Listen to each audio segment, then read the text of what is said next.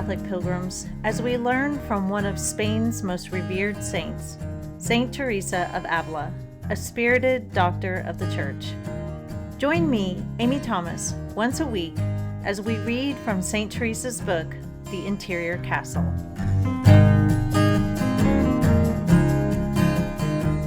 Hello, Catholic pilgrims.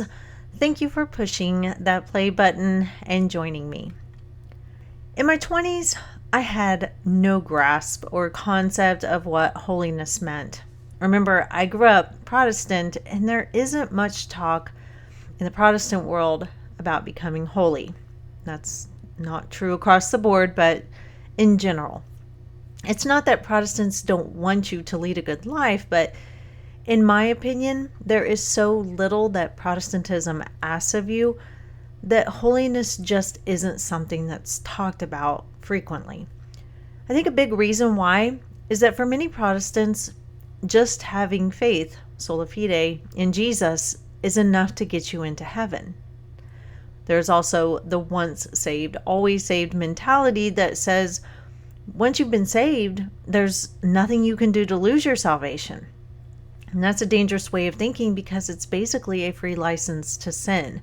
Though I'm not saying that all Protestants that hold to this doctrine are terrible sinners, as if they just don't care.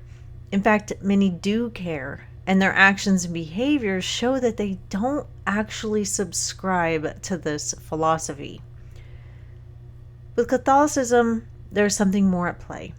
We are constantly talking about the saints, and for good reason, and their lives, and we see that they rose up and met the call to holiness. To continue the analogy of St. Teresa's writings last time, they became beautiful butterflies after they let God transform them. So that is our topic for today. Our readings will be from the Fifth Mansion, chapter 2, numbers 5 through 8. And before we begin, a word from our sponsor, Chrism Press. I recently got to spend some time with an old friend that I was stationed with many years ago, and both of us are avid readers, and so as we were visiting, we were swapping book ideas, and then we started lamenting the fact that it's darn hard to find books that don't have inappropriate things in them and just tell a good story. But that's where Chrism Press comes in. Chrism Press has all kinds of books that are stories informed by Catholic and Orthodox Christianity, so you don't have to worry. They tell good stories. There's science fiction, there's romance, there's stories set in the 20s, the Roaring 20s. Just a wide selection of stories where I'm sure you can find something for you. So please check them out at chrismpress.com, and if you use the coupon code Pilgrim15, you get 15% off your first order. Okay, let's listen to our readings for today. Forward then, my daughters. Hasten over your work and build the little cocoon. Let us renounce self-love and self-will, care for nothing earthly, do penance, pray, mortify ourselves, be obedient, and perform all the other good works of which you know. Act up to your light. You have been taught your duties. Die as the silkworm does when it has fulfilled the office of its creation, and you will see God and be immersed in his greatness, as the little silkworm is enveloped in its cocoon. Understand that when I say you will see God, I mean in the manner described, in which he manifests himself in this kind of union. Now let us see what becomes of the silkworm, for all I have been saying leads to this. As soon as, by means of this prayer, the soul has become entirely dead to the world, it comes forth like a lovely little white butterfly. Oh, how great God is! How beautiful is the soul after having been immersed in God's grandeur and united closely to him for but a short time. Indeed, I do not think it is ever as long as half an hour. Truly, the spirit does not recognize itself, being as different from what it was as is the white butterfly from the repulsive caterpillar. It does not know how it can have merited so great a good, or rather, whence this grace came, which it well knows it merits not. The soul desires to praise our Lord God and longs to sacrifice itself and die 1,000 deaths for him. It feels an unconquerable desire for great crosses and would like to perform the most severe penances. It sighs with solitude and would have all men know God, while it is bitterly grieved at seeing them offend him. These matters will be described more fully in the next mansion. There they are of the same nature, yet in a more advanced state the effects are far stronger because, as I told you, if, after the soul has received these favors, it strives to make still farther progress, it will experience great things. Oh, to see the restlessness of this charming little butterfly, although never in its life has it been more tranquil and at peace. May God be praised. It knows not where to stay nor take its rest.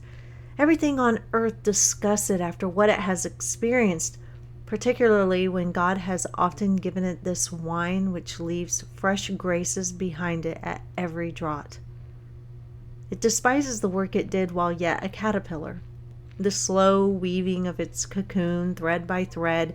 Its wings have grown, and it can fly. Could it be content to crawl?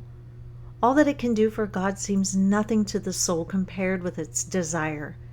It no longer wonders at what the saints bore for him, knowing by experience how our Lord aids and transforms the soul until it no longer seems the same in character and appearance. Formerly it feared penance. Now it is strong. It wanted courage to forsake relations, friends, or possessions. Neither its actions, its resolutions, nor separation from those it loved could detach the soul, but rather seemed to increase its fondness. Now it finds even their rightful claims a burden, fearing contact with them lest it should offend God. It wearies of everything, realizing that no true rest can be found in creatures. I seem to have enlarged on this subject, yet far more might be said about it. Those who have received this favor will think I have treated it too briefly.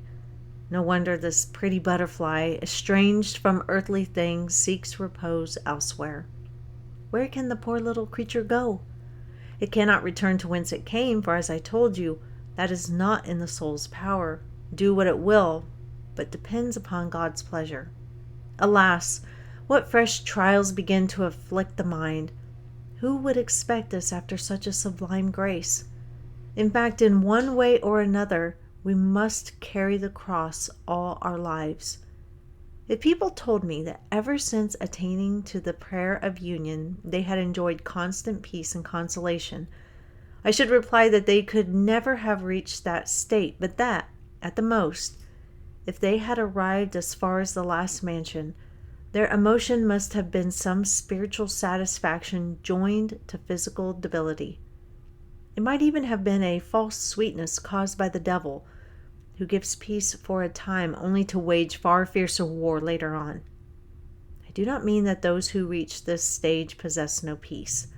They do so in a very high degree, for their sorrows, though extremely severe, are so beneficial and proceed from so good a source as to procure both peace and happiness. Many, many years ago, a high school classmate of mine that was a year older than me wrote something on Facebook that was an interesting look into his thoughts. He said, quote, "If there is a heaven, I can't imagine going there, and I don't want to go there because it will be so boring," unquote. Now, at the time that he wrote it, I was just coming into the Catholic Church and was discovering all the riches the Church holds. It was one of the most exciting times of my life.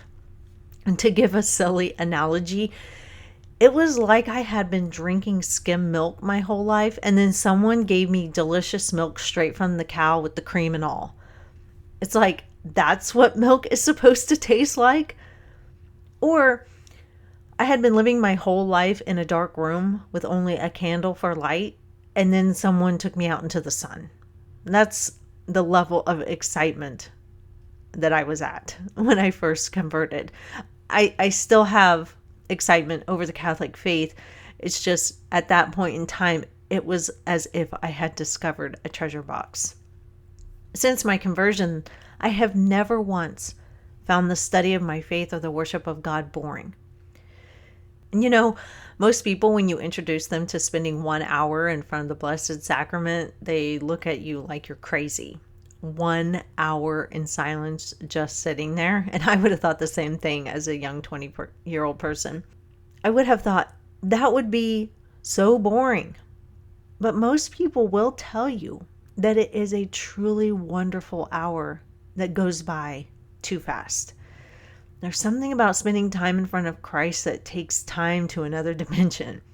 Had I told this old classmate of mine that I would spend a whole hour in front of what would look like to him a flat wafer, time in prayer and worship to God, he would have thought I was nuts. He wouldn't have been able to conceive of that being an enjoyable experience. Hence, he couldn't fathom how heaven wouldn't be boring. Something to mention is there will be nothing lacking in heaven. Boredom is a lack of stimulus, and heaven most certainly will not be lacking in that. But even in those early days of my conversion, I would still read about saints that desired crosses and sufferings, and that just didn't make sense to me. St. Teresa talks today about how if you have this intimate, special union with God in prayer, there are certain things that happen to you once you've been transformed. She says, quote, "The soul desires to praise our Lord God and longs to sacrifice itself and die 1,000 deaths for him. It feels an unconquerable desire for great crosses and would like to perform the most severe penances.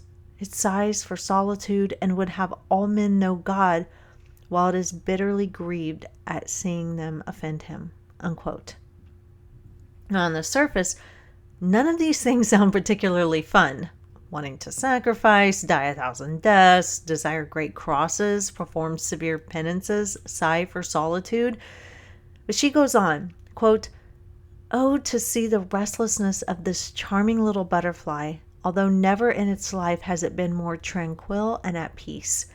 It knows not where to stay nor take its rest. Everything on earth disgusts it after what it has experienced, particularly when God has often given it this wine, which leaves fresh graces behind at every draught." Unquote. A soul that has truly been in touch with the Almighty in its soul at this level of the mansion seems to have lost its appetite for the world. Nothing can compare.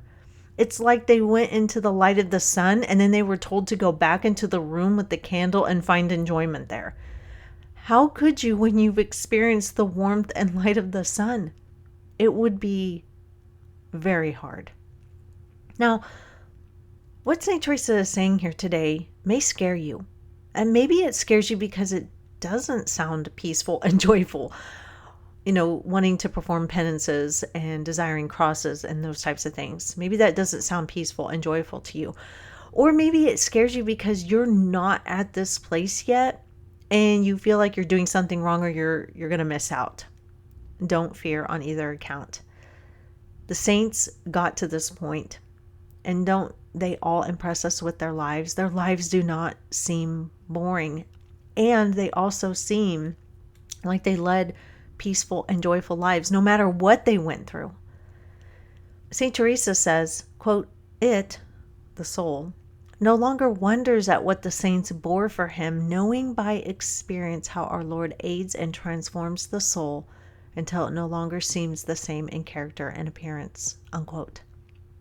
Don't fear, because God will fulfill, and at some point, you will understand why the saints desired those things. The more you grow in your faith and move through the mansions, the more you will desire these hard things, just like the saints.